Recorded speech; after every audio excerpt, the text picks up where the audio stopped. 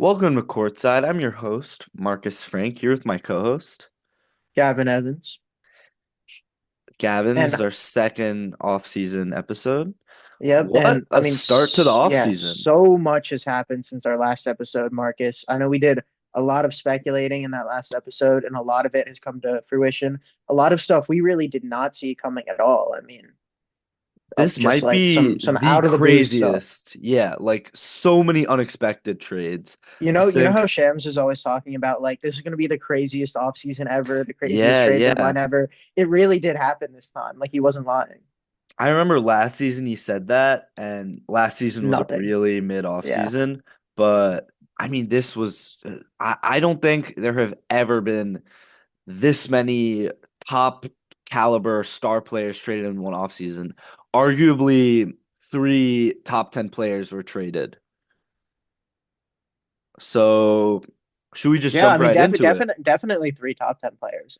I would agree with that statement for sure. Teasing it, Um, Giannis, Kawhi, and Jaylen Brown. Jaylen Brown, Some people, some NBA execs were wilding out saying Jaylen Brown is not even top 50, which, which is just ridiculous. Like yeah, that's finals just next MVP level here. What are hater we doing? energy. Come on.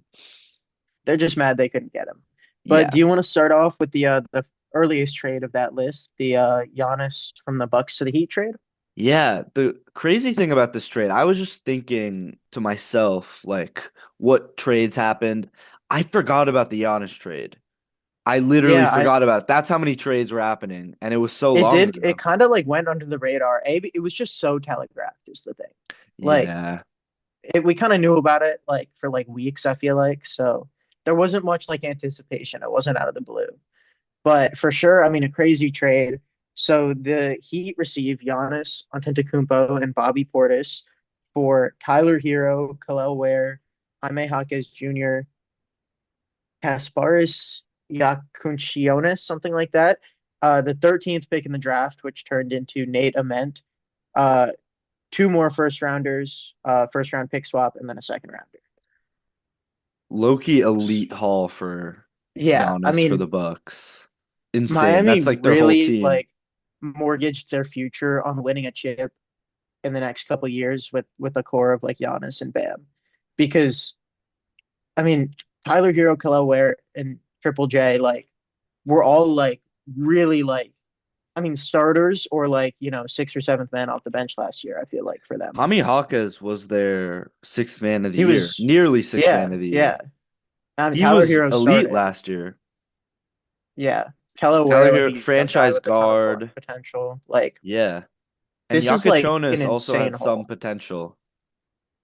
Yeah, and not only that, but four first round picks. Or was it three or four?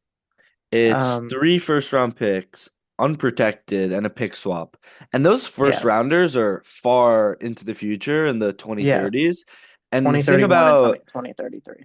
a lot of these 2030 picks are really risky to trade because one, I mean, who knows what's happening with the draft lottery? We spoke about this many episodes ago, but there have been reforms and there will probably continue to be reforms into the 2030s. So, you never know if the Heat are like a low play-in team or barely miss the play-in, those picks would have very high odds for the to be in the top five. I believe right now the new lottery, the way it works is the three worst teams have lower odds than teams that missed the play-in, and I mean the Heat historically have been a play-in team these last 5 years, so history may say that that will continue. So the Bucks could get a top five pick from those picks. Yeah, absolutely. Um, and I mean, it really just like is Miami mortgaging their future, to be honest. And I don't know if that's the right move. I think Giannis like is obviously probably a top five player in the league, I'd say. But that's when he's healthy. He's had some like pretty serious health concerns the last couple of years, I feel like. He's missed some like significant time. The Um, hammy, he's had that hamstring, hamstring, yeah. and with the hamstring, as we've seen, like that doesn't go away. That's Yeah, probably well, for the I rest of his think career. they're saying like that all started back in was it 2021? Bucks won the finals or was that 20 yeah, 2021. and Giannis played through like a hamstring like hyperextension or something like that, or like he, pulled it or something and he played through it.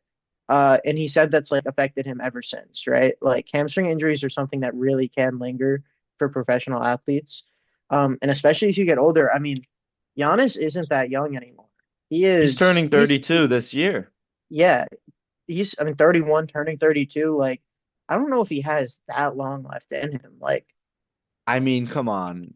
I think he's he's still probably an got one more elite full player. contract. He is absolutely still He's elite, but got like, I feel like nowadays though, and sports medicine is only continuing to get better. I mean, look at the peptides now. Giannis has like 6 or 7 years left, I feel you like. think I could see him Yeah. like At if an if elite he if level, he suffers like another injury, I could see it being like 4 or 5. 4 or 5 in his prime. Is that crazy?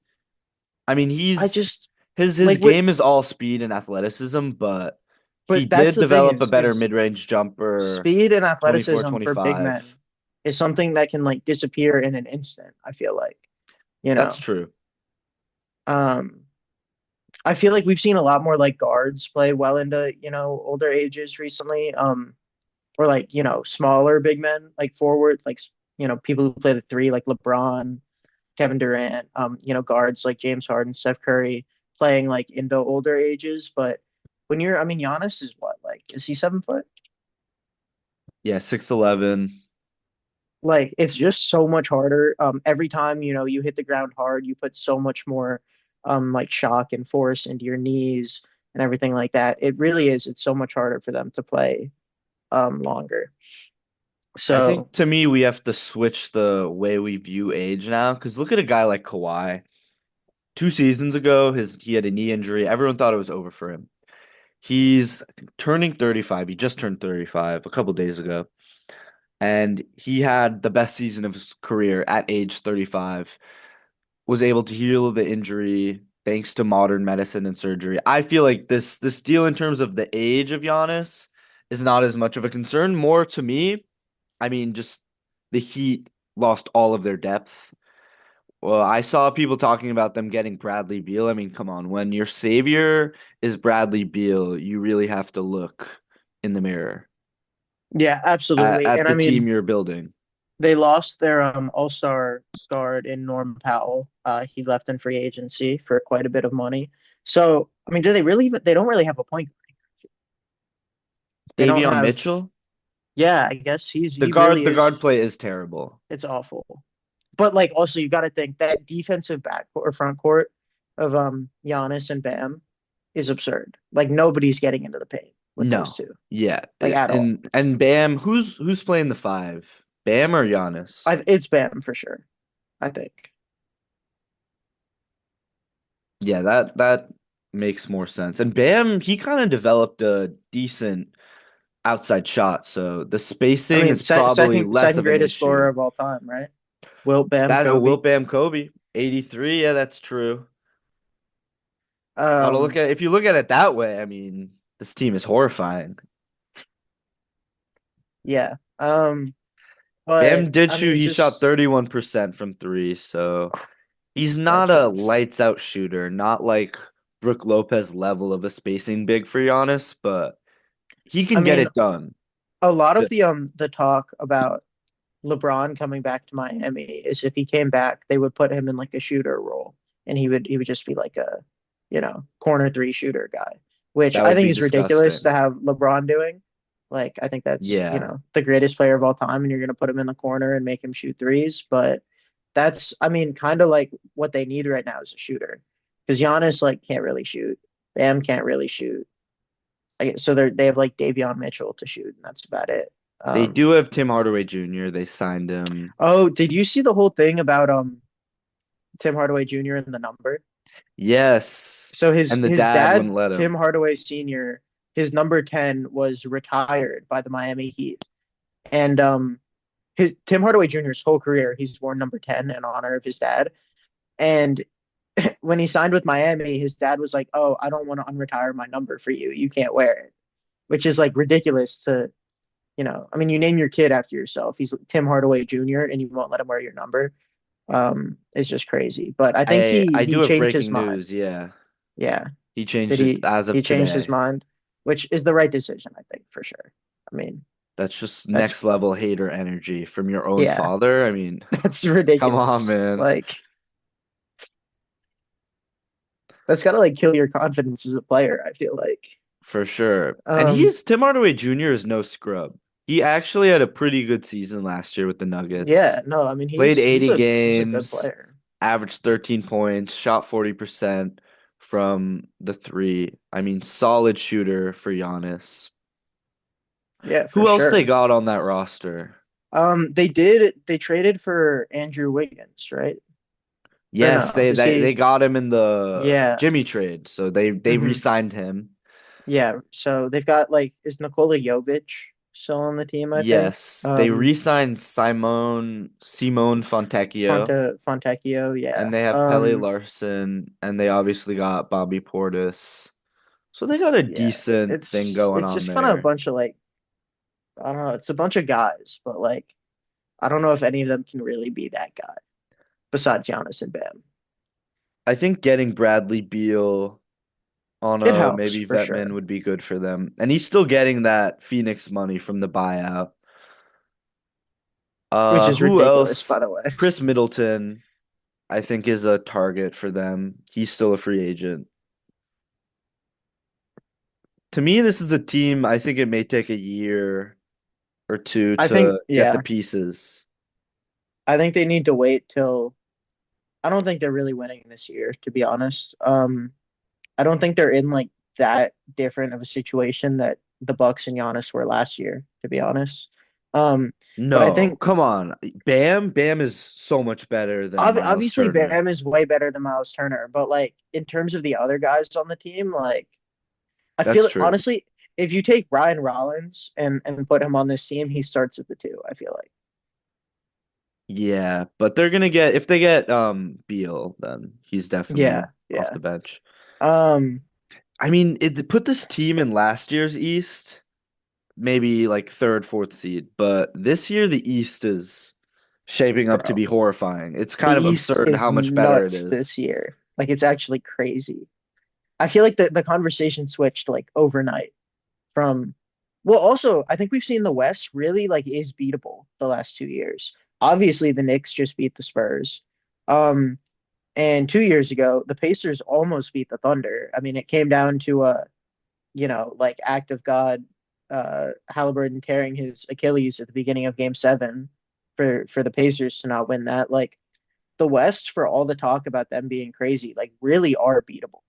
And I think the East realized that this year because we've just seen like a flood of talent to the East with these trades. Um, Speaking of, do you want to move on to the next trade, Marcus? Yeah, this is another trade. West to This East. trade really broke my heart, actually. My favorite player on my favorite team, Kawhi, he got traded back to the Raptors in probably one of the most insane trades, most unexpected trades of this offseason. Just really can't wrap my head around it. I understand it from the Clippers perspective. To me, it's more the Kawhi perspective. Like, why the Raptors? In 2019, he won a championship with them. He won Finals MVP, and he left the team to go to the Clippers. He left a championship team to go to the Clippers, and now he's going back. That after his best season of his career. That's just insane storyline to me. Yeah, I mean it's ridiculous, but I think like Kawhi is kind of a weird guy at times, shall we say? Oh, for sure. And I feel He's like a funny maybe guy. he's a funny guy, but I think probably for him something about like going back to somewhere he was familiar with. I mean, the fans, he's the greatest player in Raptors franchise history. Like his number is going to go in the Raptors there, rafters. Oh, definitely now for sure. If you Like finish his career there, yeah, the entire country of Canada loves him. Like I can see why he wanted to go there. Um, I think a lot of it was the familiarity with the medical yeah, staff. But yeah. I mean, I saw so many teams would have traded for him. The I mean, Pistons, the who wouldn't? I mean, Timberwolves.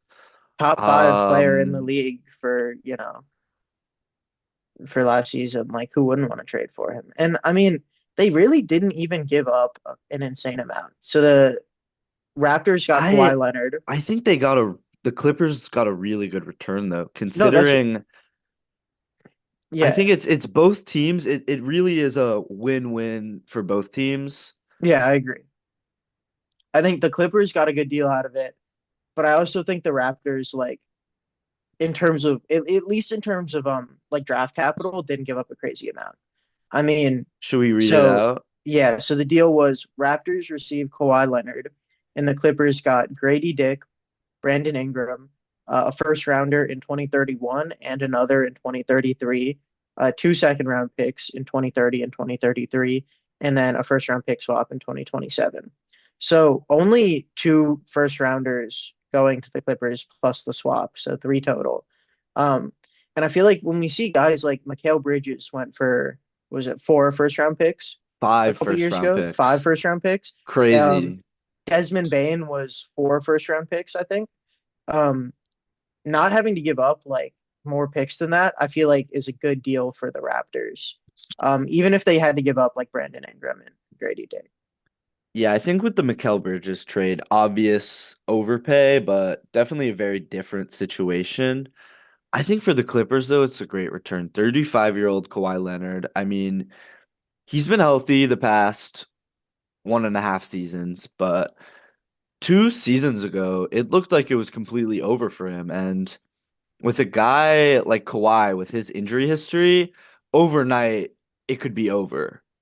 So the Clippers are cashing out at his peak, and the Raptors are getting a 35-year-old Kawhi Leonard who's still a very capable scorer, very good defender still. I mean, talk about a defensive wing duo of Scotty Barnes and Kawhi Leonard. It's Absurd. ridiculous. It's going to be one of the best defenses in the league, like if not the best. But the It's Clippers insane. needed to re-up their draft capital. So getting two first-round picks in the 2030s, again, unprotected, where Kawhi, who knows how good he'll be then what? That's 5 and 7 years in the future. He'll probably be retired He'll, by then. yeah, for sure. He's going to be retired, I And think. if they're out of the play, and that could be a top five pick again, depending on what happens to the draft lottery. But I think we'll see if the Clippers end up actually using those picks. In my opinion, they'll probably end up trading for another star, like they did with Paul George. But I like this trade for both teams. I mean, we already said Scotty Barnes, Kawhi. Last year, Brandon Ingram was their mid-range assassin, sniper. Um, the guy that you give the ball to get a bucket with 10 seconds left in the shot clock. Kawhi is a much better player for that role. An all-star last year, second team All NBA. He averaged 28 points, 50 from the field, 38 from three. He's become an incredible three-point shooter. I think this Raptors team with Kawhi could be a top four, top three team. In the East. Yeah, for sure. Not in the league, Yeah. Um, Honestly, I mean, who ranks above them in the East right now? The Knicks, they're I'd probably like I think somewhere dead even with the Heat. the Pistons take a I think they take a step major back. regression. Yeah, absolutely. Um, I feel like Um, the Raptors are kind of like really similar in a really similar position to the Heat, like ranking wise. you'd know. Really? I I mean, think like they have some studs out potential like there. 3 or 4, I feel like. I think, and they definitely make a midseason acquisition because they still have picks and they have Mhm. Jakob Poeltl, who's on a terrible contract. Yeah, and I mean if Tell we me, look does at the this not move rest, you quickly?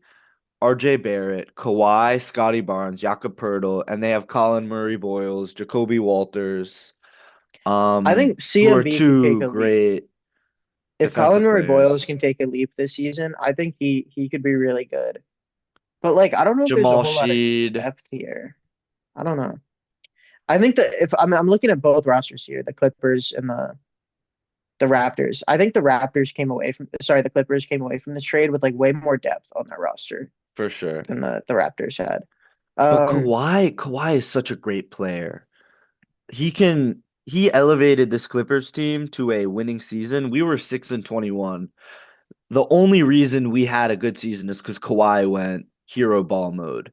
And as we saw in these playoffs, a guy like Brunson who could hero ball your team, a guy like Kawhi who also has that hero ball ability. I think this team is top four. I think they're top four. Yeah. I mean, I honestly, think like they're I'm thinking miles about it. above the Heat. I I think the Knicks have them beat. I don't know if the Celtics have them beat anymore. Well, yeah, we got to talk about this next trade the Celtics made This, I think, for me was the defining like unexpected trade. for I think sure. with the Kawhi trade, there was a little bit of buzz before about, he might want to go back to the Raptors, he might want to go here, he might want to go there. But did anybody really expect the Celtics to trade Jaylen Brown to I mean, one of their all-time, if not their biggest rivals in the league, in the Philadelphia 76ers, who just, like, let's remember here, came back 3-1, down 3-1 in the playoffs to beat the Celtics in seven. And the first time they'd beaten the Celtics in a playoff series since like 1983. And you're going to send Jaylen Brown to them for, I mean, not that much. So the trade was the 76ers get Jaylen Brown. In exchange, the Celtics get Paul George, a 2028 first round pick, a 2031 first round pick, and two second round picks. So basically two first round picks and Paul George for Jaylen Brown, which is insane to me. It's just like ridiculously low in terms of payout. Because Paul George is what, like 36, 35. Yeah, and he's making absurd money. Well, and he's making something like 50 million a year, And which is then the same 60. that Jaylen Brown. Yeah, so Jaylen Brown and Paul Jalen George are Brown's basically making on the way more. exact same. They're on the exact same deals, I think. No, Jalen Brown got like an insane super. I think he's going to be making 70 million at one point. Yeah, in like 3 years, I think. Or Because no, I think he's is making 57, 61, 64, and Paul George is making, let's see. He's making 54. So yeah, you're right, basically the it's like same. pretty similar money. Um, I feel like you're basically and so here's the thing is when you look at the deal this way, the Sixers have been shopping Paul George because of how insane his contract is. And the general consensus around the league was that they would have to attach at least a first round pick to Paul George just to salary dump him, right? Yeah. So if you really think about it that way, it's Jaylen Brown for a first round pick and 2 seconds, which is just like ridiculous. I mean, it's insane. And Yeah, I this know trade baffled me. there were some issues in Boston in the locker room. Um, I know, Jaylen Brown and management had some disagreements, and you know, uh, I think there's been some reporting that around the league, people think that Jaylen Brown is like too smart for his own good, and he has a bit Dude, of an did you see ego. And what it was it Bobby Marks or no, it was Colin Coward. He said that an anonymous NBA GM said that Jalen Brown had a disease where he thought he was smarter in the room than everyone, yeah, which I is mean, it's kind of insane. ridiculous. He's actually a really smart guy. I mean, He lectures doesn't at he like lecture at MIT. MIT and like work for He's NASA and stuff. Like, he's very smart, clearly. Um, I think a lot of it also he was wilding out on Twitch where did you yeah, see he said it was his favorite season? But I mean to me like that doesn't mean that he doesn't want to go back to supporting role. How could it not be his favorite season? It's his best season of his career. He was an MVP candidate. And I mean there's nothing more fun than being an underdog. Everyone thought the Celtics were going to suck I and mean, they somehow were the second best team in the East. dude, he averaged 29 points a game, 7 rebounds and 5 assists. Like, that's insane. I mean, he was top six in the league by some people's accounts. But some Um, people would say he was top 50. So yeah, there's like a it's just pretty large deviation there, but I think we can I agree don't he's I top don't 10. I mean I'm a Sixers fan, so I'm biased, but I really love this deal for Philly. This is such a good deal for us. And when you look at the starting lineup now, You have Tyrese Maxey at your one, VJ Edgecombe at your two, Jaylen Brown at your three. One of our other big offseason acquisitions, we signed Dean Wade from the Cavs. So him at your four, and then Joel Embiid at your five if he's healthy. That is one of the best lineups in the league, I feel like. Very big I mean, that's starting scary. And power. also, like, I think what's being underrated, if you look at the defense there of all of those guys on the floor, Joel Embiid, Dean Wade, and Jaylen Brown are three really good defenders. Tyrese Maxey's a bit of a traffic cone on defense, I'm gonna push but back against the Joel Embiid thing because as we saw, he's a good defender, but he's not as quick. Like we saw Brunson took advantage of the pick and roll, but he's definitely bro, Joel solid. Embiid is one of the Solid best defender. rim defenders in the league. Depending on how What the what are we knees doing here? are. No, just in terms of drop coverage. Okay, I Like mean, in yeah, the mid-range defense was a little shaky, but yeah. but like I think all of those guys on the floor together, and VJ Edgecombe, just he plays with so much like effort and heart that he's automatically got some defense going based off that. If he can take like a defensive leap technically, I think that's just an insanely good defensive lineup, in my I opinion. agree with you 100%. I mean, the center depth in this league, defensive centers and offensive centers are a rare find, and Joel Embiid is, I mean, when healthy, top five center in the league. I mean, he could shoot from the mid range, shoot from the three, solid defender, solid in the paint, good at drawing fouls. I mean, he's a complete package. And Yeah, when you absolutely. have I mean, Maxi, Jaylen Brown, and VJ, Embiid could average 16 and 10, and they could be top six seed. Yeah, I mean, Joel Embiid doesn't even need to focus on scoring at this point. Like, there's just so much Just offensive on talent staying around him. healthy, just Yeah, keeping the knees yeah, good. yeah. And I mean, there are some holes in the roster. One of my big concerns is like primary ball handling. I've always thought that Tyrese Maxey would be better in a kind of like off-ball role. Um, because he's not like the greatest ball handler ever. Say Jaylen Brown is kind of a ball hog as well. Um, but there's just so much talent. I think you overcome that. What about Um, the depth? The so depth the is depth, really rough. well, it got a lot better. They signed Anthony Simons, um, he was on the Chicago Bulls. Last season averaged 14, 2.5, 2.5, pretty efficiently as well. I think he's a really good depth signing, in my opinion. Definitely. Um, but like, yeah, I guess to be fair, other than that, it is a little rough. You've got like your backup center is a Bono at this point because Andre Drummond signed with the Knicks, I believe, right? So it's Yes. it's a little rough in that respect. They signed Ariel Hukaporti from the Knicks, which you can tell me about him, uh, He's a Marcus. I bench don't. warmer. He's a bench warmer. Okay. Yeah, he's kind Um, of trash, I'm gonna be honest. yeah, that's kind of what I was hearing.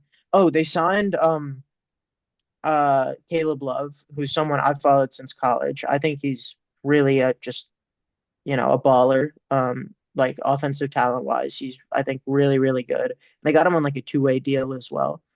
So I really like that move. They in the draft they got LeBaron Philon Jr. out of Alabama, who a lot of people said was shouldn't have fallen as far as he did.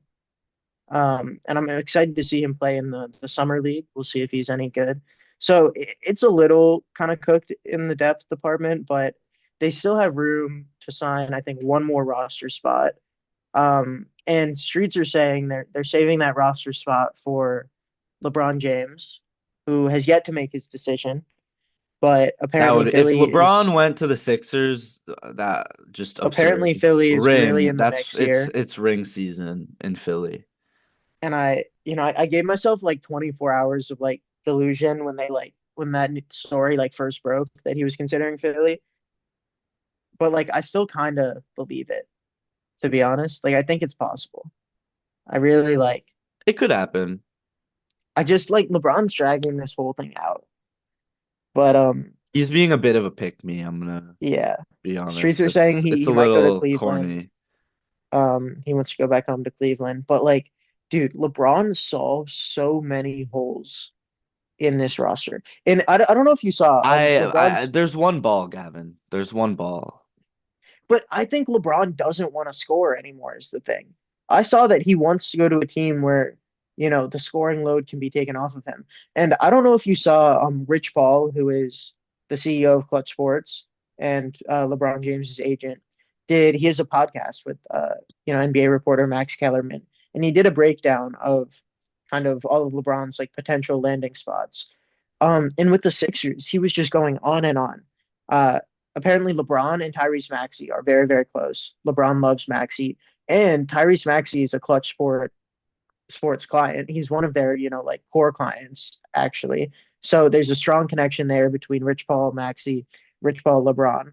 Um, VJ Edgecombe is just so talented. And Rich Paul said that he thinks LeBron could really take him to another level. Um, and I don't know if you know this, but new GM of the Sixers, Marcus, Mike Gansey, played high school basketball in Ohio at the same time as LeBron James. So they knew each other then in Ohio when they were both in high school. I think Mike Gansey was actually like the runner up for Ohio, like, high school basketball player of the year that LeBron won it. So like I really think that like there's a lot of stuff here that's just leaning towards like Philly could be a good option for him. That's a Um, very fun fact. Yeah, I and mean, it's Philly's very, it's he could come possible. I in could and believe it. he could be the primary ball handler. I mean, he can play point guard. He can be like a point forward type of player. Um, and I think if that happens, like I think it's ring season, It's hopefully. clips. I think, yeah, the depth is trash, but when you have Jaylen Brown, Maxey, and VJ, more with Jaylen Brown and Maxey, but those two guys elevate the guys around them. And Jaylen Brown, as we know, can hero ball as he did last year. So I think you could have a lineup with a bunch of scrubs and Jaylen Brown can carry them through, and he could get you a bucket. You just need defenders, really. Well, And Marcus, what do you think about there's been some talk about signing professional fisherman Ben Simmons to the nah, 76ers. And I like obviously come at on, first I was bro, like, come on. that's crazy, that's dumb. But I was thinking about it more. And if he's like in healthy enough shape to play, he's a big guy. I mean, he's like 6'10". He could be a backup five, first off. He could be a four that I mean, when he was with the Sixers, he was a ball handler. He was like a point forward type of player. Insane defense.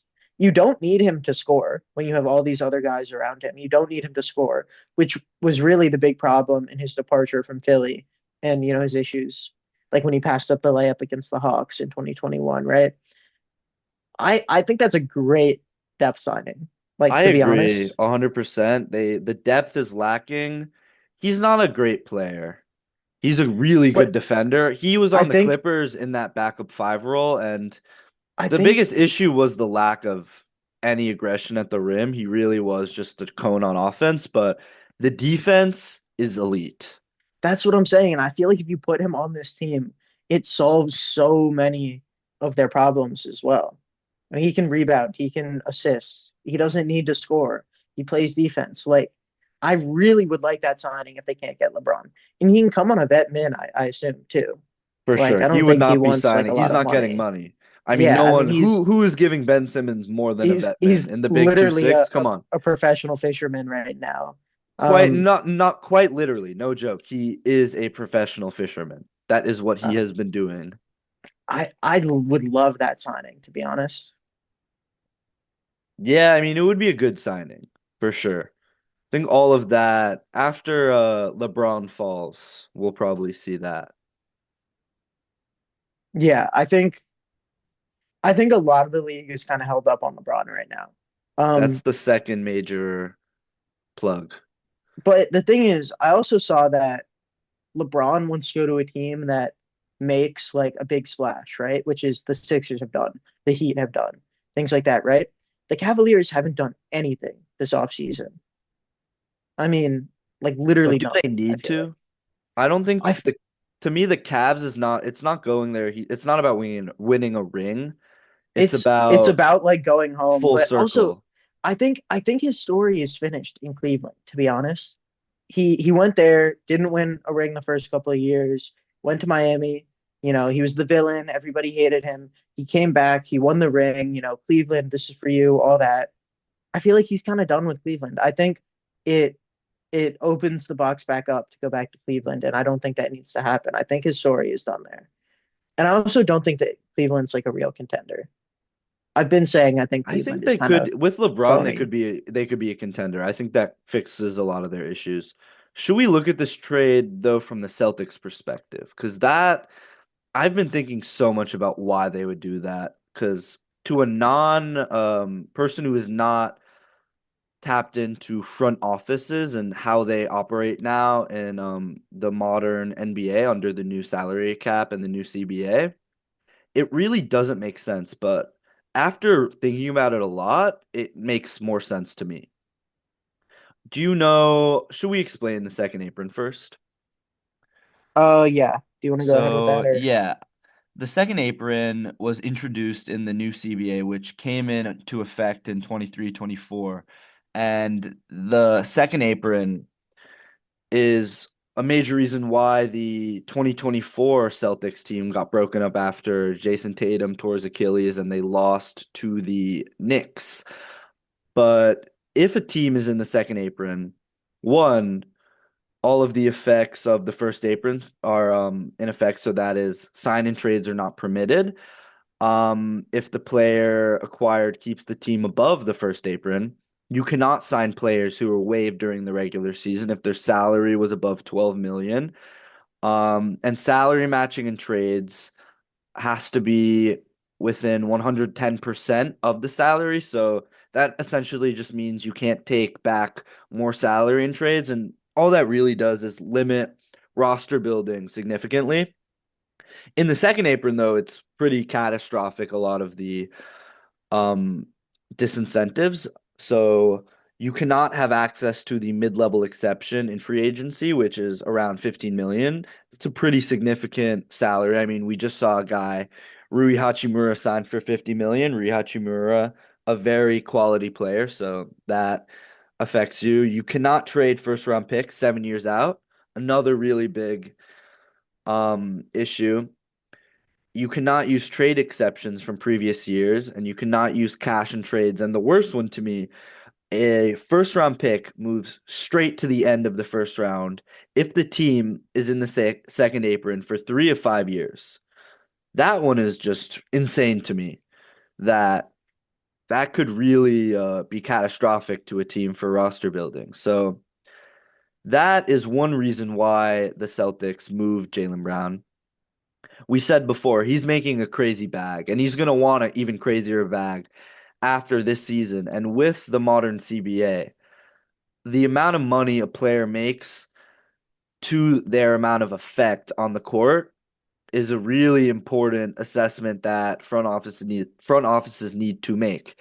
And you really have to be pragmatic to me when constructing your team, and you can't have a guy making 70 million who's not a 70 million player. You need guys like Jalen Brunson. He's making 30 million. He is not a 30 million player. He is a max player, but you need value players. And I guess to the Celtics, even though there's the sentimental value of Jaylen Brown, a homegrown guy, played there his whole career, like the money to the player wasn't there for them.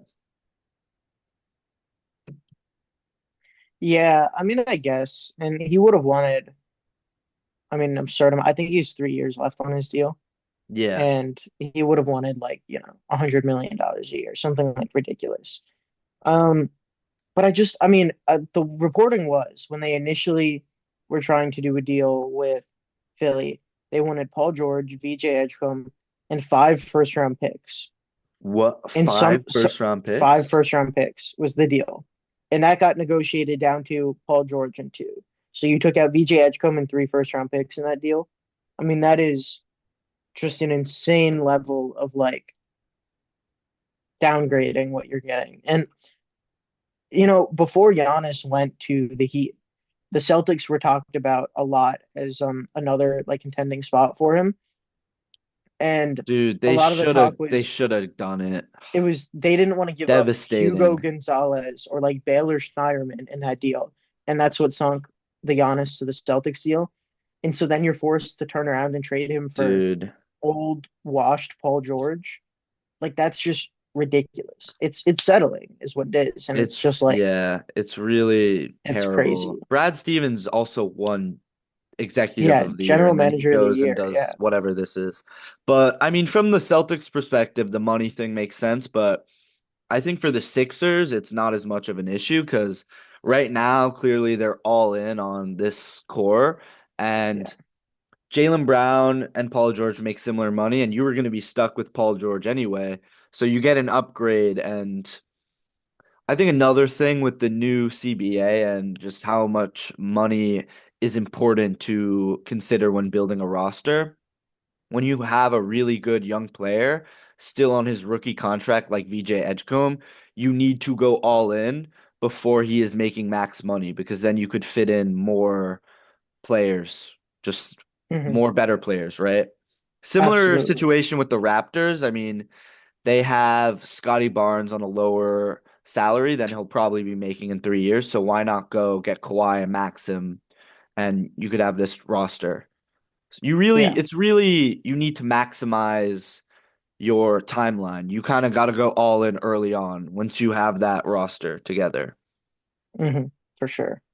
Um, but it's just it's ridiculous, like to to settle for that type of deal to me. Like I'm sure they could have done though so much more. the 2028 first round pick now though is a pretty valuable pick because I'm pretty sure that's And the Clippers pick. I think that might well, it's like some And the I think Clippers could be really bad in 2028. I really it's hope like whatever not, ends up but being worse of the Sixers Clipper, the Clippers pick. There's some like weird convoluted rules around it, but I think it will most likely end up being the Clippers pick. Um, which could be pretty valuable depending on what happens. also we'll see what happens. This could be an Like the addition by Clippers, subtraction thing for the Celtics. I saw a pretty crazy take, but they were hoping that Peyton Pritchard can have a Jalen Brunson yeah, like I leap. saw that. Now, I don't know about that. I wouldn't go that far, but maybe he could be a better player for them. And they thought analytically speaking, Derek White had a better season than Jalen Brown. So Well, and that I don't know. The There's Cavs something won going on finals in that front analytically too. office. Yeah, Like exactly. And that's the analytical finals just ended and the Cavs won. Exactly. yeah, like that's just ridiculous. But I think moving on to one of the next big trades, also one that was really unexpected, at least for me. I didn't see it coming. LaMelo Ball was traded from the Hornets to the Timberwolves. So it was LaMelo Ball and Josh Green in exchange for Naz Reid, an unprotected 2023, 2033 first round pick, first round pick swaps in Yikes. 2028, 2029, and 2030, and then three second round pick swaps. Um, I this trade makes sense after it happened to me at least yeah, for both I sides. like it. Yeah. I think the Hornets are kind of really going all in on the um like Con Knuckle, Brandon Miller type core. And they need the big man. They lost Miles Bridges to I think Phoenix. And Naz Reid is like a pretty good shooting big man as well. I Former like this six man of Hornets the team. year also. Yeah, former six man of the year. Um, from the Timberwolves perspective, I mean pairing Ant and Melo in your backcourt is absurd. I mean, but I I also don't like know though, Gavin. I don't know. that's I think that's a It's a really ridiculous risky locker room. move though. Yeah, also the lock. Did you I saw the funniest thing yesterday. LaMelo Ball, we said this on the show a couple months ago. He got into a crazy car accident. I mean, Yeah. he drives tanks around and he drives like it's GTA 5. But I saw he got a chauffeur, so the streets of Minnesota are safe. Bro, it's like just such a like crazy locker room between Melo and Ant. Like that's just gonna be some it's gonna be fun to watch, I think. Yeah, but a couple seasons back, people were saying LaMelo Ball was on such a terrible contract. The only way you could get off of him was trading him for another bad contract, like a LaMelo jaw swap. And last year he had a great season, right? He was really healthy. but that is the exception and not the norm. So the Hornets are cashing out, trading him at his highest value, possibly ever. Yeah. And the Timberwolves are giving up a premium for that. I think the Hornets won this deal for sure. I Just mean, the 2033 first round pick unprotected. Who knows if Ant is still on the team? I mean, I'm yeah. seeing And I mean people are at that saying point, that the GM yeah. vultures are swarming the Timberwolves, waiting for Ant to ask out when something goes Mhm. wrong. So It's just the Hornets got so much draft capital here, I think, and like so much valuable draft capital. Um, and I mean, yeah, by 2033, Rudy Gobert is gone. Ant could be gone. Um, who else is left on that team? I mean, Jaden Nas Reed, McDaniels, yeah, Jaden McDaniels, like, and he's not a first option caliber player. Like, and he could be gone for all we know. I mean, he's whenever he hits free agency, he's going to be really valuable, I think. So, like, I think this is a little bit of like an all-in move for the Timberwolves, for sure. They have nothing but left really. I After like, Rudy and this, yeah, I really just don't know. Like, I've heard they think they have a shot at landing LeBron, which I think is ridiculous. I think there's come zero shot on. LeBron goes to Minnesota, but that's what they're saying is the Timberwolves think they have a shot. Um, and I just like I don't like this move really for the Timberwolves now that I think about it. I don't think they can win the West with this team. Now, if you look at it from a glass half full perspective, and let's say LaMelo Ball continues to be healthy, he played 72 games last season, most since his second year, he played 75, but in 24, 25, 47, 23, 24, 22, 22, 23, he only played 36 games. So if he could continue that, give you 20 and 7, I love this pickup because they really needed a point guard. They had no point guard. Their point guard was Mike Conley, I believe. And then last year, DiVincenzo.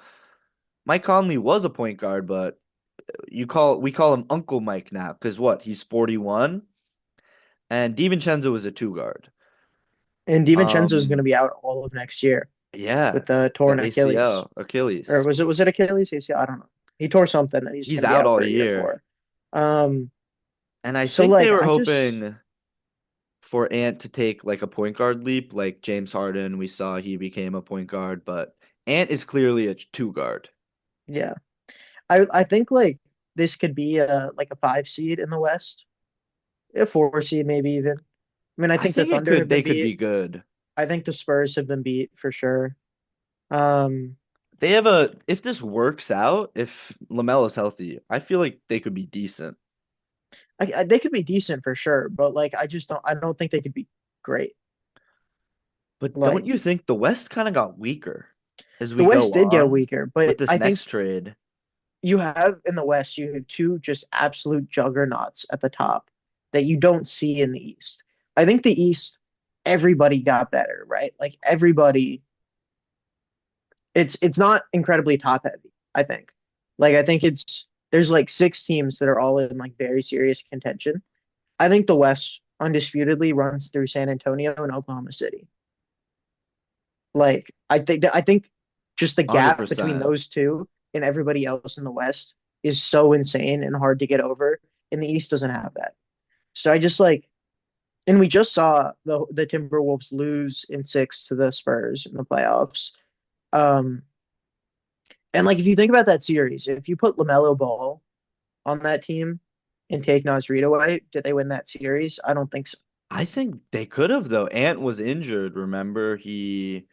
I think it was his That's true. hamstring.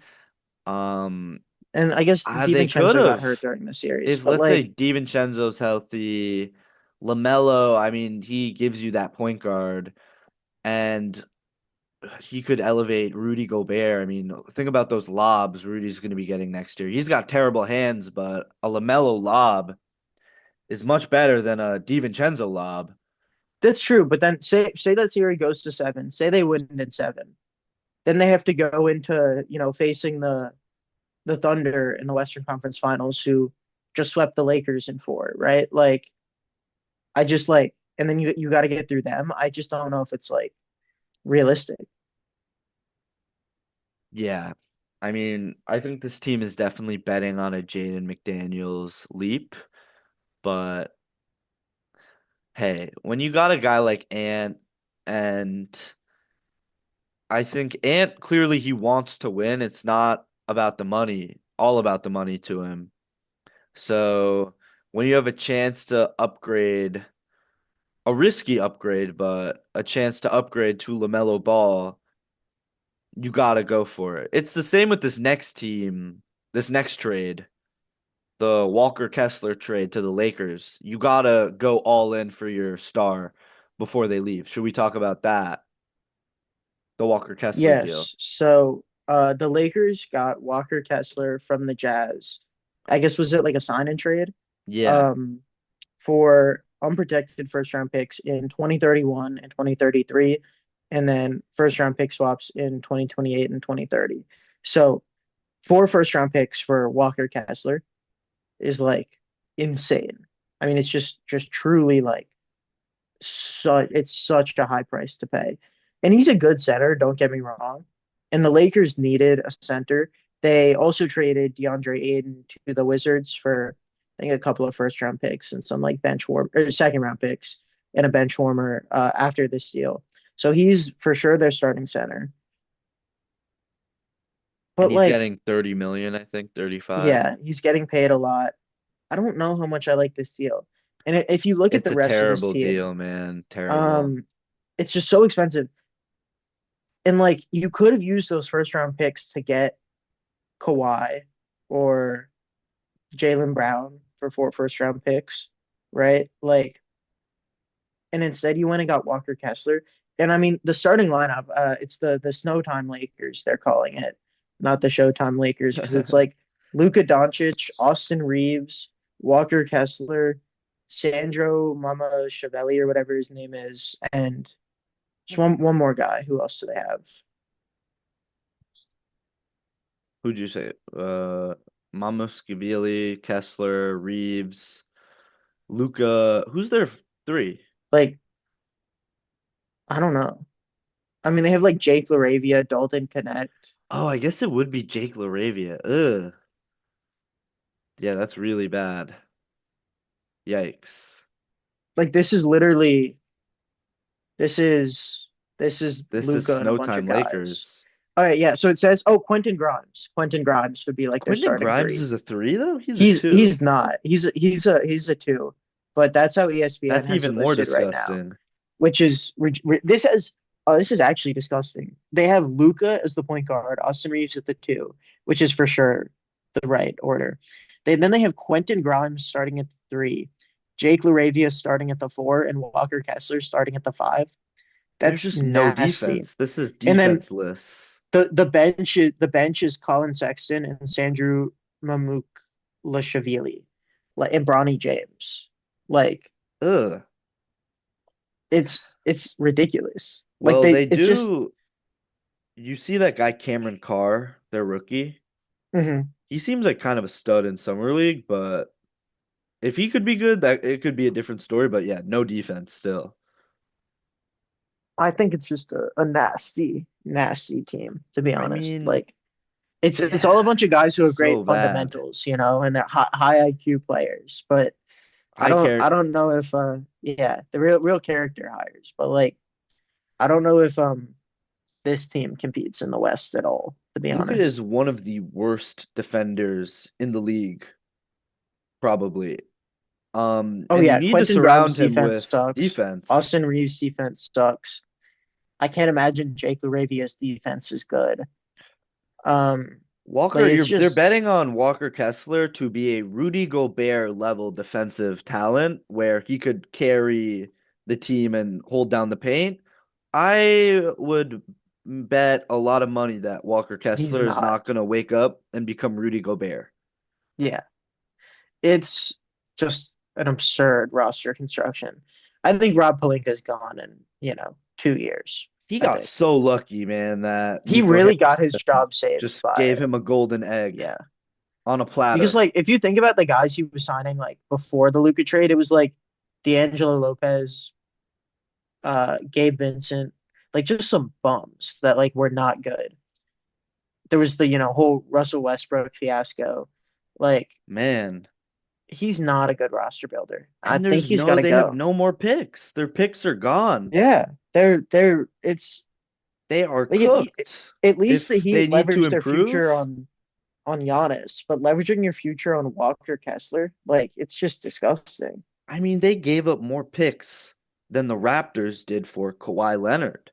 That's what I'm saying. Like you really could have used those picks to go out and get somebody like Kawhi And again, or picks in the 2030s. Who knows if Luca could Luka might not leave. be there. Yeah, If this they have him goes under bad, contract, but Luca could leave.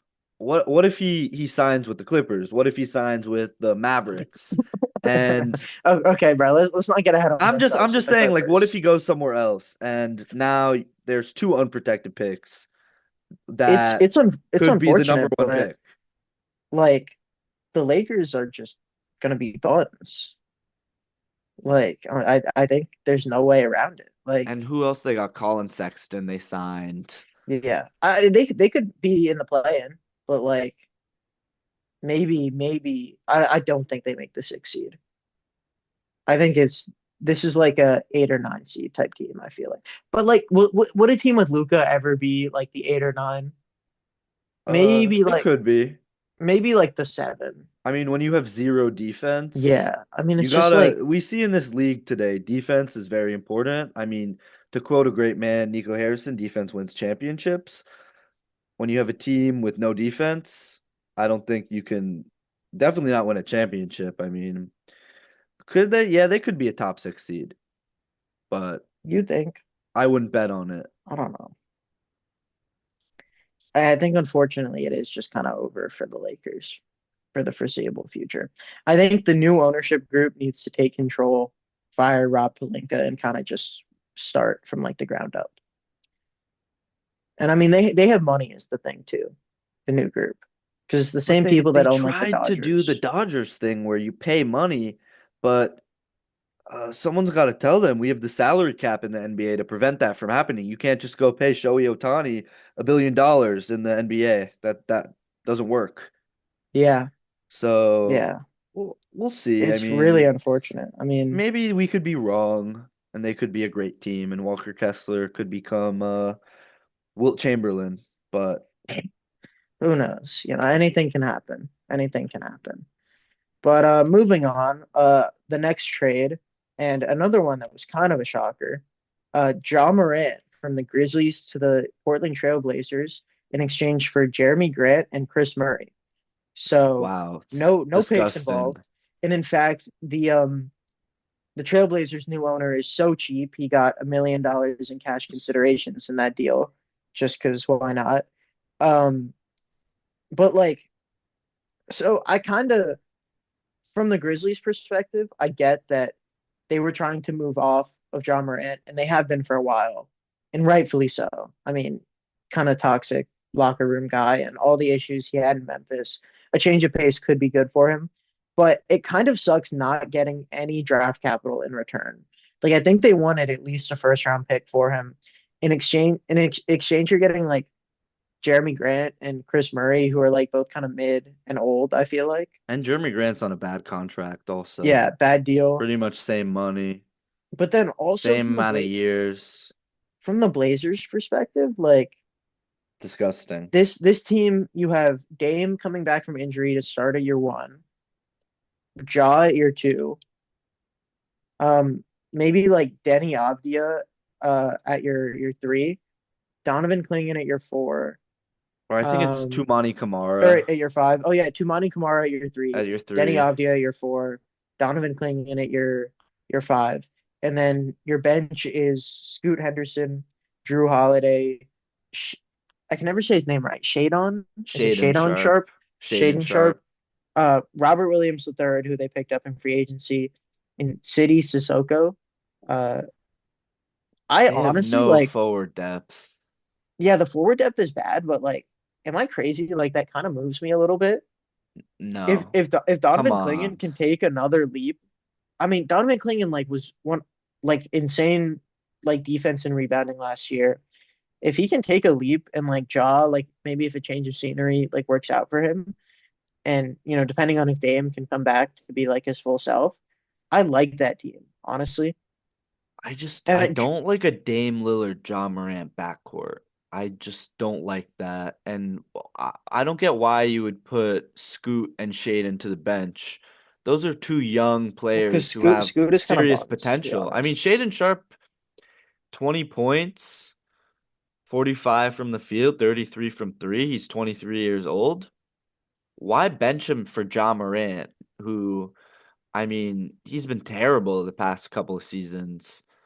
Well, I mean, I who knows? get Maybe maybe they try to rehab him and trade him, but I don't know. maybe they try the jaw experiment and it doesn't work, and it kind of is what it is. But I mean, this was a playoff team last year, and I feel like they got better, to be honest. Yeah, I mean, you get I mean, better if you get John, you get Dame back, but I really like that get Robert a Williams, the forward, third man. You pickup. need a forward. LeBron to Portland. Um, Nah. And Ja's also a terrible shooter. but I mean, you have Dame to shoot is the thing. Like Dame can take the shots. But Um, I feel just like Jaw Jaw Dame is just gross. running your offense. I don't know. I'm kind of moved, to be You honest. think? But he's also I think they're still a he's a play-in small playoff guard team. and his whole thing was his dunking and his athleticism. And he said this last season. He doesn't dunk anymore because he gets injured when he dunks. And he's basically lost that ability. He's not a good shooter. He's a good playmaker. He's not like an incredible defender. What is he really giving you? And small guards can win. I mean, Jalen Brunson just won, but he is a great shooter. That's true. I mean, maybe who knows? Maybe he takes a shooting leap this offseason. Maybe he realizes he doesn't have the athleticism and he pivots. I still think this team makes the play-in and could like make it out of the play, in my Yeah. opinion. You know what really hurt them though is missing on that young Hanson pick like 2 years ago.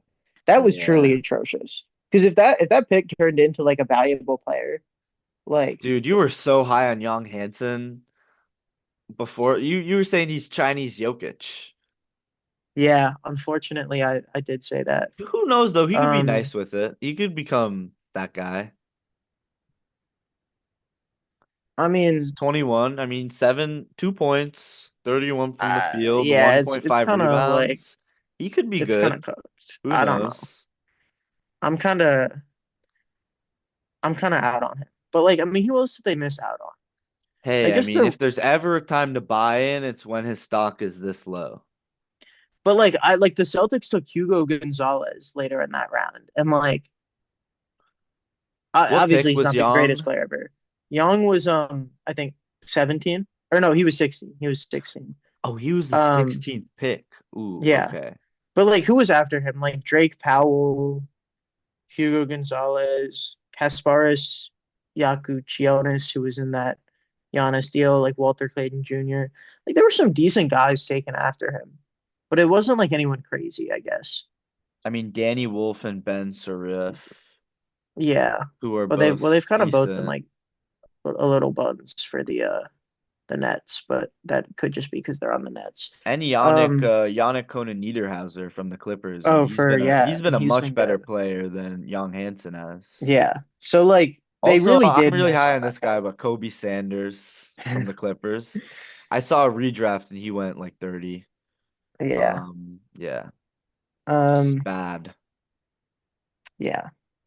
But it's just a weird trade all around. I think this is kind of two bad teams doing what bad teams do. And Man, the Blazers looked like they had so much potential. This new guy, their new owner, like new owners, makes a he's splash, but it's so not even cheap. a good Don't get me splash. started, bro. Yeah, it's like going to the dollar store and buying something and being like, look Man, at what I bought you. Like it's dude, ridiculous. and I feel bad for that poor coach they hired. I saw Dude, a they coach they came out hired their and coach. trashed them for it. It's They shameful hired what their they coach did. on a 1 year deal with like an option after that. Like putting player options in a coach's contract is another level of insanity. And also, like, Thiago Splitter unexpectedly took over and coached that team into the playoffs, right? And they lost to the Spurs, right? So it's not like they lost to some bums in the playoffs. Like they lost to a team that made the finals. And then you're just going to turn around because you don't want to pay him. And it It's was just like, offensive offers they were yeah, handing out. like Offensive. ridiculous money they wanted to give him. It baffles me. Like, why are you going to buy an NBA team if you don't want to support it? And it's sad, dude, because like really, like the team did have potential last year. Like I feel like they Well, things were really looking I'll up. give you a conspiracy theory I saw on Twitter. This is the playbook when you want to move a team. Yeah. Well, So I've been maybe he's hearing trying to that. get in on the Vegas move Well, or that's the the thing is Vegas they expansion. wouldn't I move don't to know. Vegas, I think, because Seattle? well, they wouldn't. They're not moving a team to either. Those places are confirmed getting new teams. Is the thing. Well, where would he be So trying that to move? I mean, What's if the you look at angle the there? other move locations for the Grizzlies, streets are saying the Grizzlies might move to Nashville. So an in-state move over to you know, Nashville from Memphis. But if the Blazers were to move, I feel like Seattle is the best place for them to move to. Well, actually, no, I say that, but I feel like that's just a weird mix of the two teams' histories with the Supersonics and the Blazers. Like, I don't think there's anywhere good you could really move them to. San Maybe they just Diego, got the next I feel just like you have to stay on terrible the West owner. Coast. Well, I The mean, I next also, Donald Sterling. yeah, um, I Well, saw like minus all the like minus the that stuff. just the cheap stuff. I mean, just the Yeah, cheap stuff. I was about to say, Yeah, Donald um, Sterling, terrible man. yeah, but I mean, I've seen he's trying to like extract like concessions out of the city of Portland in terms of like, tax breaks and money and that type of thing for Yes, like, he said the a new stadium and taxpayers. whatever. Yeah, And he's threatening to move the team if they don't give him more money. It's just ridiculous. Like I truly there's nothing I like hate more than owners who like buy sports teams and then are cheap with them. It's the same thing with the Sixers owner, Josh Harris. Like I just don't get it. I don't know. and how That's much is one this thing guy like worth? This that's guy one is worth. thing. He's worth 2.3 billion, and he's doing Yeah. pulling this BS. That's, I I mean, mean, one thing I really love just about messed up. Clippers owner Steve Ballmer is like he's willing to throw all of his money behind the Clippers. I mean, they just spent like how much did the new stadium cost? Like a Billions on billion into it, dollars? and Yeah. it's the best arena in the game, and he takes Oh, pride in how much he loves the team and loves the sport. They held the All-Star game. They're holding the Olympics in that arena. yeah. Like that's That's how that's you're like supposed to do yeah, it. that's how you're supposed to own a sports team. But a little bit of breaking news here on the podcast. Nothing crazy, but the Sacramento Kings are waiving DeMar DeRozan. So Oh, he's a wow. complete free agent now. I've seen a lot of mocks of him to the Sixers. How do you feel about that, Marcus? I also You I've seen him to the Knicks and the Clippers. I think to the Sixers would be a good ad. I mean, we said there's a lack of depth, and that would definitely give them depth. on a vet man, like And it's just, he's listen, he doesn't shoot, but he creates for himself, good ISO player, good from the mid-range still. Yeah, that would be solid. I would like that. That would move me a little. yeah, I don't know. I think I'd like that on a vet man if they can't get Braun. But just a little bit of breaking news on the pod that happened. Do we want to move on to the next trade? Should we do the Miles Bridges trade? Oh yeah, okay. Yeah. So a little bit also unexpected, but it wasn't like a crazy big deal. Is the Hornets sent Miles Bridges, a 2029 first and a 2027 second, to the Phoenix Suns in exchange for Grayson Allen, Royce O'Neal, and a 2023 first round pick. So, I mean, I kind of like this for both teams. It's kind of just like Just the Suns. It's just it's. not good. I don't know. I mean, they get, but like that's the thing. They get a 2029 first round pick. I think the Hornets could very well be a good, very good team in 2029. I mean, they're still at that point going to have Brandon Miller, hopefully, should still be there. Konopoulos, I think, still going to be on his rookie deal. All those guys, right?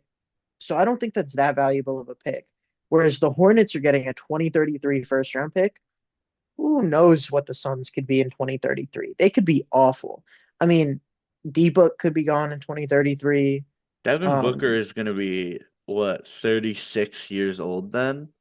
I mean, like, they could be god awful in 2033. So it's just like,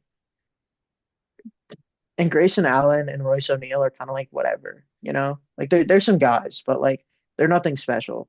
Miles Bridges, for all of his faults off the court, of which, there are many, is a baller. I mean, he's a good basketball player. Um, I just I don't know. It's It's weird. no I good. think I think I think the draft compensation for the Hornets makes up for the fact that I think they're losing player wise. It's just a goofy trade, I think. I don't know. And the last major trade, the Julius Randle one, which Yeah, it Tim makes sense Timberwolves now that we fans saw around the country the are T-Wolves get LaMelo. At first I was like, why would they do this? This makes no sense, but it's a good trade considering it opened up the LaMelo deal. yeah. Do you like Um it for the Nets? yeah, so three-way trade. Nets get Julius Randle in the 28th overall pick, which they picked Joshua Jefferson. I honestly have no clue who that is and like whether or not he's good. Um Here's the thing. The Nets aren't winning anything anytime soon or like ever. So like I just kind of don't think there's anything they can do to like change that fact right now. And like if there was, getting Julius Randle isn't it. Yeah, for sure. Like it's still just a very bad basketball team. And like, I mean, dude, Timberwolves fans hated Julius Randle this season. I mean, bro, I was seeing the craziest edits of him online.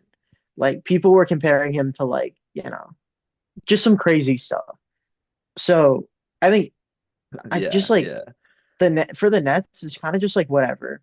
The Wolves get, I mean, Mo Guaya via the Bulls, who I've never even heard of, and then Isaiah Evans at 33 overall, who I heard fell much farther than people expected. I think people like that pick.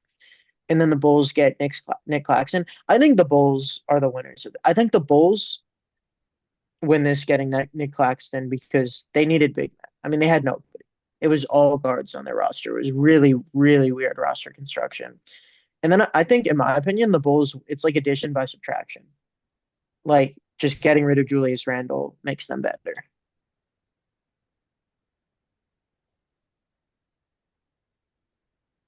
I don't know. What do you think about that, Marcus?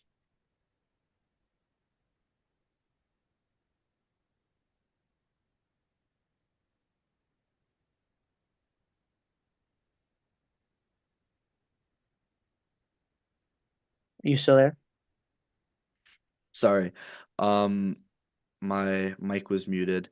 I just said that the Nets do not have their pick next year, so they don't have any incentive to lose. And several years back, we saw Julius Randle went to the Knicks, which was a pretty destitute franchise then, and he took them to the playoffs. Maybe the Nets have some hope that Julius Randle can do the same thing for them, or at least just make sure they're not the last team in the league. And but yeah, I don't know. This trade is it's a little weird on all sides. Just a weird trade. Yeah. But I mean, that about sums up just, I think, all of the major trades this offseason. Some absolute stunners out of the blue that we did not expect, some we did expect. Crazy, And crazy off season is stuff. not over. I mean, it really just started. LeBron still has to make his decision. We could see some more players dealt. I think Peyton Watson is a big name left. There's a lot of interest in a sign and trade. I'm seeing Clippers, Nets, two main suitors for him. All in all, though, a lot of extensions. The free agent market was a little meh. Big names Yeah, were the what? free Tobias agents Harris and were John Collins. Yeah. Should we just go through a couple free agents, a couple of the main ones? Yeah, So I mean, I think Tobias Harris was a big one. He he signed with signed the where? Spurs Yes, of San that Antonio, that's I don't like which is that just one. nasty. Like, I mean, Gross. I saw that they were really trying disgusting. to get Rui Hachimura, but he just actually signed with the Clippers. Great And I deal, I think. saw the clip he wanted to stay in LA, so they had to settle for Tobias Harris. I mean, listen, it's better than nothing. And they made the finals, and if Tobias Harris is what, your sixth, seventh man, yeah, it's decent. I hate that. I hate Tobias Harris. So like, Oh yeah, you have your I'm a yeah. bad judge of this deal, but I mean, it's just like nasty that your big offseason move is Tobias Harris. Um, I would have loved Rui for there. I'm very happy the Clippers got Rui. I mean, we have no four depth because we just lost John Collins to the Pistons. yeah. Um, he's a Um, great shooter, and it's a good deal. Should we talk about the Pistons? yeah, I mean, they're kind of just in a weird spot. So Jaden Ivey is due for a big extension, right? I mean, I think if Or the do you mean Jalen Duren? Jaden Ivey. oh, not Jaden, Yeah, yeah, Jaden Jalen Duren. Ivey. Yeah. Um, Yikes. yeah, but Jalen Duren is due for something like $250 million, something in that ballpark. If the Pistons were to offer him an extension, which they don't want to pay him, Because he made that especially All NBA after, second team, yeah, but which is especially after All NBA his third, sorry, which stinker you get super performance in the max. playoffs, they don't really want to pay him. Um, and there was a lot of I think he's been meeting with Sacramento, and he wants to force like a sign and trade to Sacramento, which is just like ridiculous. Like who Why wants to would go you to want to go Sacramento? there? Like That's where genuinely. players go to die, quite Yeah. literally. And the talk was like, Jalen Duren for like um DeMontis Sabonis. And Ugh. it's like ugh, there's no good outcome of that, I feel like. Because you either sign him for the money and you spend a ton of money on him and he's disgruntled, or you trade him somewhere and get like a bad return. And I think the Pistons are kind of gonna take a step down here. I don't know. It's the Paulo Banchero effect. Yeah. We've referenced several times. You got a player who's good but not good enough for a max. He's not a max player, and he's probably gonna have to get a max if they want Yeah. to keep him. And I mean, they made some other moves. So you mentioned John Collins on a 3-year deal. They re-signed Kevin Herter to a 3-year deal, traded for Isaiah Joe for, I mean, dirt cheap. It was like 2 second rounders. So they got some guys. That's right. They got shooters. I mean, Isaiah Joe and Kevin Herter. But John this Collins is a team, great shooter, also great yeah, play great shooter as finisher. well. Like they just kind of don't move me. I don't know. What they needed to get was a Kawhi Leonard, maybe a Kevin Durant, even a Tyler Hero, a secondary playmaker, or at least just a guy who can get a bucket. And they lost their only other guy who could get a bucket, Tobias Harris. And they added John Collins to replace him. And John Collins is not an ISO guy who can just get a bucket in a pinch. So I don't really know what they're doing there. I mean, just the Pistons being the Pistons and being a bad franchise. Yep. Um, for the Golden State Warriors, so there was a lot of talk that they were going to try and trade for. I think we mentioned this last episode for Anthony Davis and then son LeBron. Nothing has really come about of that yet. I think the word on the street is the Wizards don't want to trade Anthony Davis, so they're kind of stuck until they get an outcome on that, which I think unfortunately a bunch of teams are. But in the meantime, they've re-signed Al Horford to 2 more years, DeAnthony Melton to 2 more years. Same with Kristaps Porzingis, who hopefully can recover from whatever his mystery illness is Yeah. and can actually play the next couple of years. But they don't have a move here where I mean they've made no additions. It's just re-signings. They lost Quentin Post, who I mean is kind of buns in free agency to the Grizzlies. I don't see this being anything more than a play-in team, I And it's think. really, they have become the unction. They I mean, it's are just old people. they have like five of the oldest people in the NBA. Al Al Horford, Horford, Draymond Green, Steph Draymond, Curry. and I think, listen, we were talking about the places for LeBron. I really like the Warriors for LeBron. I think it would be a great story, a very fun way to end his career. But yeah, none of this moves me. They're really just waiting for Steph Curry to retire so they can end this whole thing and start something new, which I mean, at this point, he's old. He's 38. I guess it's the Brandon Podziemski era. Yeah. I don't I know. mean, They're it's what are they doing there? Oh, they did get Yaxel Lendenberg actually, who oh, in the draft. good Yeah, they did get draft pick, Yaxel. yeah. And he went crazy in the summer league the other day. Like he shot like 100% from the field or something ridiculous. Um, but if you're banking on your future being like 24-year-old Yaxel Lendenberg, like it's kind of clips. Yeah.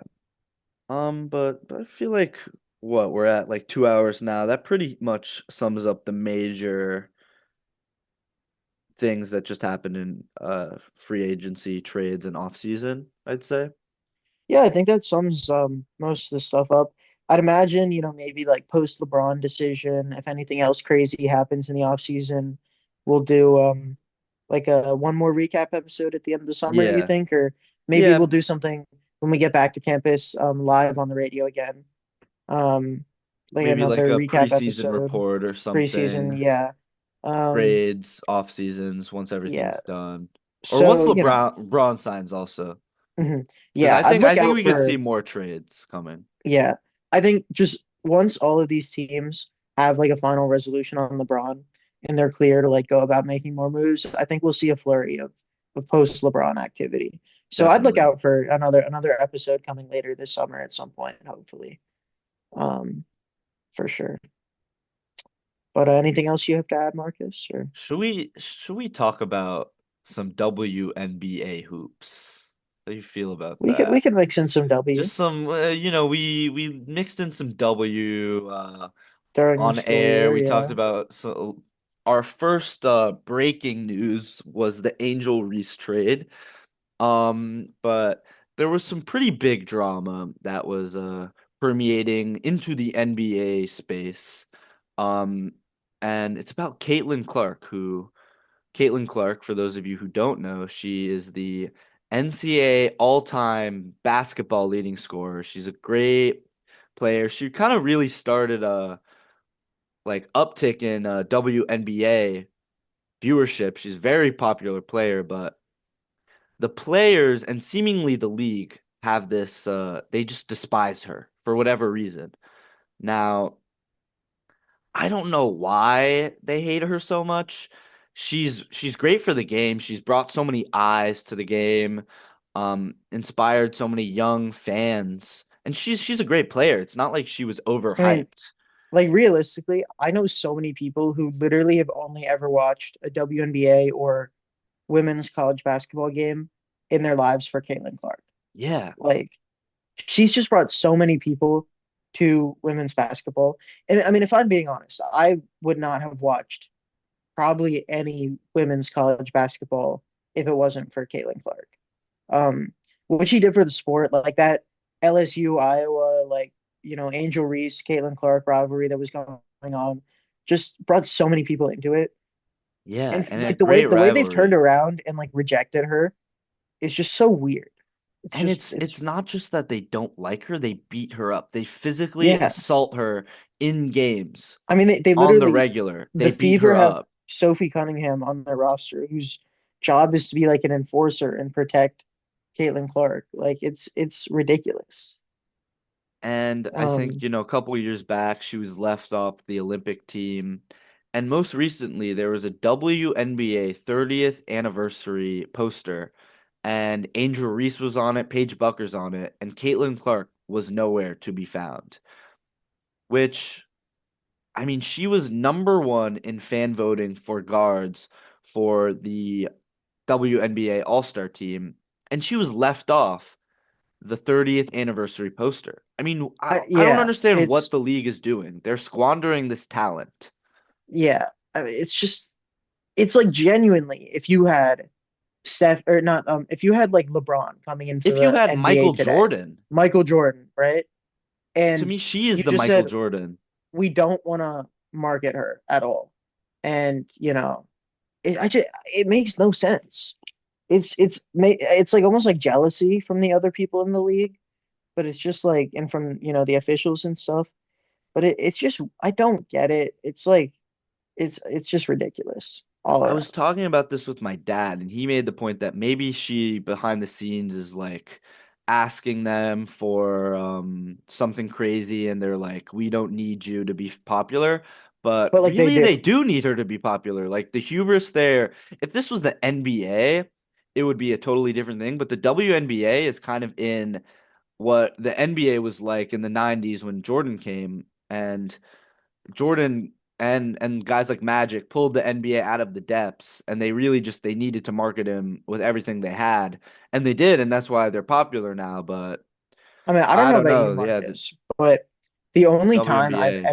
I've ever sat down in my life and taken the time to watch the WNBA draft is the year Caitlin Clark got drafted. Yeah, And I mean, I we're do. both Yeah, obviously big basketball guys, right? Like she just brings so much to the sport.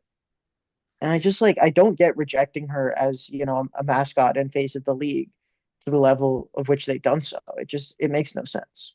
and it's sad because I do enjoy watching WNBA hoops. Like it's in the summer, NBA's gone, and WNBA is going on. The games are more affordable. One in New York, especially. I mean, Knicks tickets are like 250 to get in. You could get WNBA Liberty games. Liberty, we got a great team also.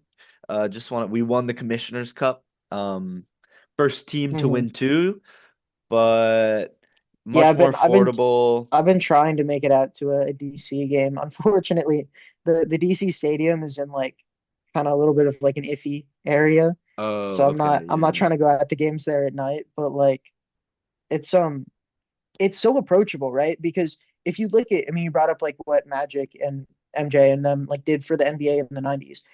It was so much more affordable to go to NBA games back then than it is today. I mean, people could go, for really like not that much money. And that's what the WNBA is today. I mean, for the average fan, going to NBA games and especially like not sitting in the nosebleeds is pretty unapproachable. And if they like just go after that market of people, like I think they really could build their fan base and they don't want it. And I don't get it like at all. Yeah, but I mean, hopefully Caitlin Clark, the league realizes that they're doing her wrong and they punish the players that have been like choking her out in games, like punching her, beating her up. But she's having a great season, so that's good. She was injured last year, she was healthy this year. And the league definitely, though they are kind of squandering Caitlyn, they are gaining a lot of viewership with Paige Buckers coming in. I mean, Angel Reese, she's like Charles Barkley of the league, like the big mound of rebound. Um, yeah, I mean, to end the show, I think everyone should go out there and watch your local WNBA team. Um, Support the league during the NBA's break. And yeah. That's it for this second special episode of Courtside Offseason. Yeah, thank you guys so much for listening. And again, be on the lookout for another episode later in the summer, hopefully. Yep. Yeah. See ya. All right.